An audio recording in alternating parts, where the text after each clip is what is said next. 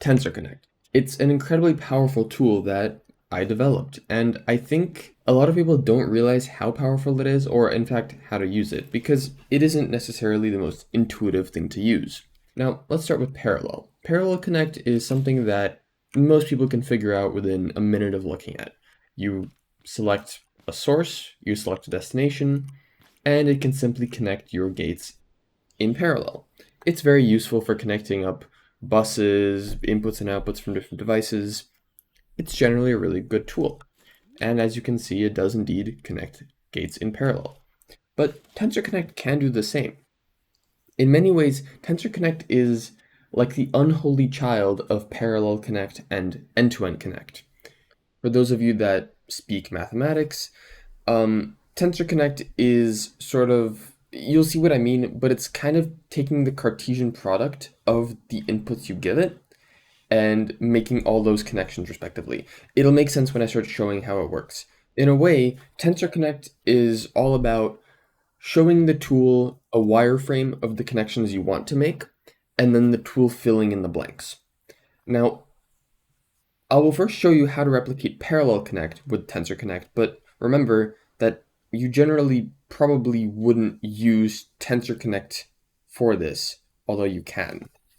So you will first select the first gate in your source tensor, which is where we're connecting from. So we'll click on the first gate, like so. We clicked on the first gate, and then we'll go to the second gate to tell Tensor Connect that we want to iterate over this row of gates one gate at a time. Not in steps of 2, not in steps of 3, but in steps of 1 gate. So we click, and then we drag it out to the entire row to tell Tensor Connect that we want to make 8 iterations.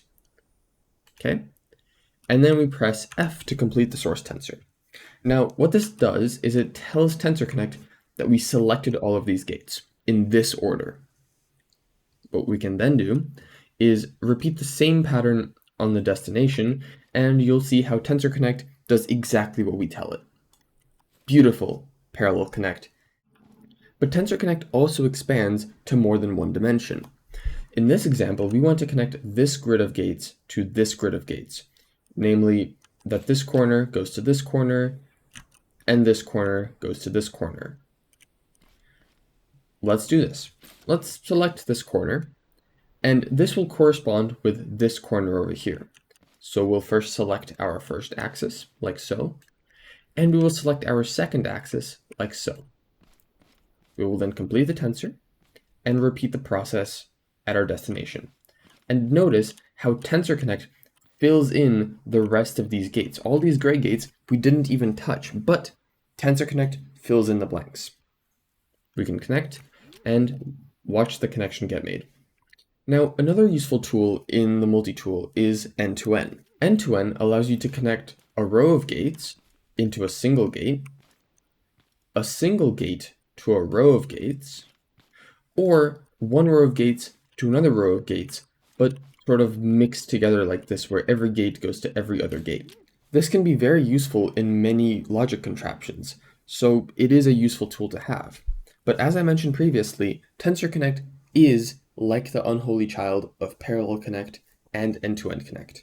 So let's see how we can replicate this exact behavior with Tensor Connect. We can start by selecting the first gate, and then selecting the rest of the row, completing the tensor. Now, previously, we would have just done this, and this would do a parallel connect, right?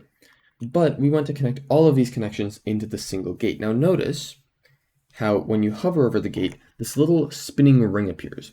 What the ring represents, in this case the red ring, would represent that all of these red arrows, every step along the red axis, makes no change in our destination. That is, the source will step through all of these gates, but the destination will all lead to this one gate. Now we can do the same when connecting one gate to many gates. We say that we want to stay on this gate for our source, and then we'll iterate over these gates for our destination. Quite simple, quite straightforward, and you can probably see how this works, and it becomes more intuitive the more you use it. Now let's get to the end-to-end example, which in my opinion is still very straightforward. Let's start by first selecting this row of gates, and then selecting the source once. We can then select the destination, select the destination again for the self n-to-1 gate, and then selecting this row of gates. Now let's quickly work through how this works. Imagine that for every single one of these gates, as you move along the red axis, you're connecting it to the source gate, right? But then you're stepping one along the destination and repeating the process. And you do it over and over and over again. So imagine that this green circle gets copied across every single point on the red axis, and the red circle gets copied along every point on the green axis. We connect, and there we have it. Here's our end-to-end. Now, this isn't particularly useful, and if anything, it requires more user input to achieve the same thing. But notice as we move to this next example, we want to connect this row of gates to this gate, this row of gates into this gate, and so on. We could pull out end-to-end and do it one row at a time, but that's quite time-consuming. When we could take Tensor Connect and describe to it, hey, I want to select this row of gates, and we will connect it all into this one gate, but we want to repeat it across this entire grid. When we get to these gates, we first select this origin gate, and then we step through. And notice how this works again. The green axis acts as a sort of a parallel connect, whereas the red axis acts as an n-to-1 connect.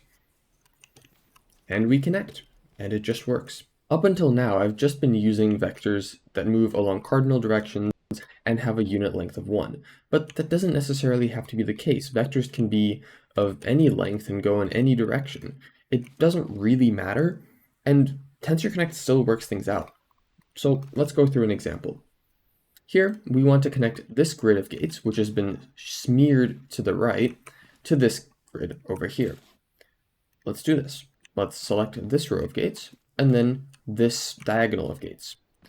What this is going to do is it's going to sort of shift this red axis along here. So you'll imagine that we can select all of these gates like so. We can then select the square grid here, and notice how the connections happen. Very fancy. Now, we can also set step lengths that are not equal to 1. So for example, let's say I want to connect this grid of gates over here, and the pink grid of gates to this pink grid over here. I don't have to do this in 2 Tensor Connects. I can do this in 1. First, I will select the cyan grid, like so, and then I will tell Tensor Connect to leap over this grid and do the same thing for the pink grid. Then simply do this, and notice how we connected these 2 grids at the same time. Now there are a few more cool examples. For example, we can do multiple end-to-end connections at the same time as well. Let's say I want to connect every gray gate on the bottom to every gray gate on the top. This can be done pretty easily.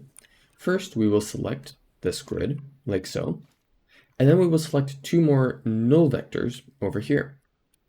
We will then go to this grid and select 2 null vectors here, representing that every gate on this grid will connect to this gate over here. And we say to duplicate that behavior across the whole grid. And now notice how every gate connects to every gate. Isn't that beautiful? Again, we don't necessarily have to have parallel n-to-1 connect or 1-to-n. We can have parallel n-to-n. For example, I want to n-to-n connect this row of gates to this row of gates, this row of gates to this row of gates, and so on. Let's first select all our rows, select this row, and select a null vector. Then we can move along this row, select our null vector, and then add a step. And watch it work. Isn't that beautiful? I hope this helps you understand Tensor Connect, and if you have any questions, please do ask, because I really want people to understand how Tensor Connect works and be able to make great things with it.